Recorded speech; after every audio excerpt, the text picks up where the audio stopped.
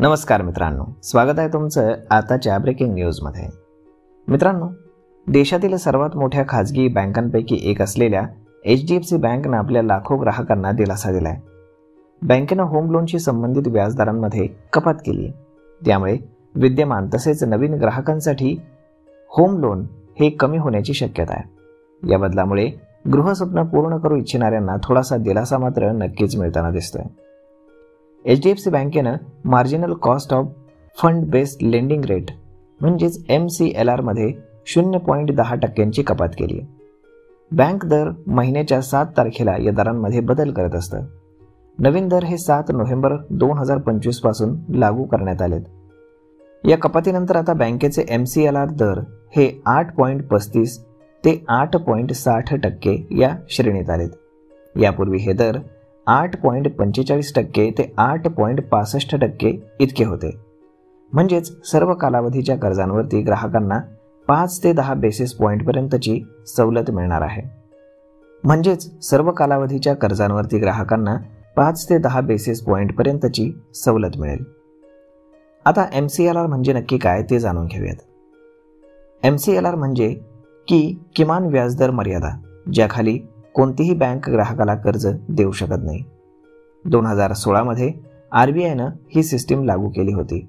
याचा उद्देश म्हणजे कर्जावरील व्याजदर अधिक ट्रान्सपरंट करणं आणि ग्राहकांचं हित जपणं हा होता। HDFC बँकेचं होम लोन दर हे रेपो रेटशी जोडलेले गेले आहेत। बँकेच्या अधिकृत संकेतस्थळानुसार सॅलराईड पर्सन आणि सेल्फ एम्प्लॉयमेंट ग्राहकांसाठी व्याजदर हा 7.90% ते 13.20% दरम्यान आहे। हे दर RBIच्या पॉलिसी रेपो रेट प्रमाणे 2.4% ते 7.7% या आधारावरती ठरवले जातात। सध्या HDFC बँकेचा बेस रेट हा 8.90% आहे, जो 19 सप्टेंबर 2000 प्रभावीपासून लागू करण्यात आलाय। तर बँकेचा BPLR म्हणजेच बेंचमार्क प्राइस लेंडिंग रेट हा 17.40% वार्षिक आहे। याचा अर्थ असा की बाजारातील व्याजदरामध्ये घट झाल्यानं ग्राहकांना याचा थेट फायदा हा मिळू शकतो। HDFC बँकेच्या या निर्णयामुळे लाखो गृहकर्जधारकांना काहीसा दिलासा मिळणार आहे। व्याजदर कमी झाल्यानं EMIचा भार देखील कमी होईल आणि नवीन घर खरेदी करणाऱ्यांना आर्थिक सुसह्यता मिळेल। आगामी महिन्यामध्ये RBIच्या पॉलिसीवरती अवलंबून यामध्ये आणखी कपात होण्याची शक्यता देखील व्यक्त केली जात आहे। तर मग मित्रांनो, HDFC बँकेनं हा जो मोठा निर्णय घेतला यावरती आपलं मत काय हे तुम्ही आम्हाला कमेंट करून नक्कीच सांगा।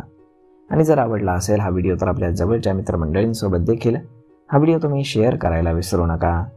धन्यवाद।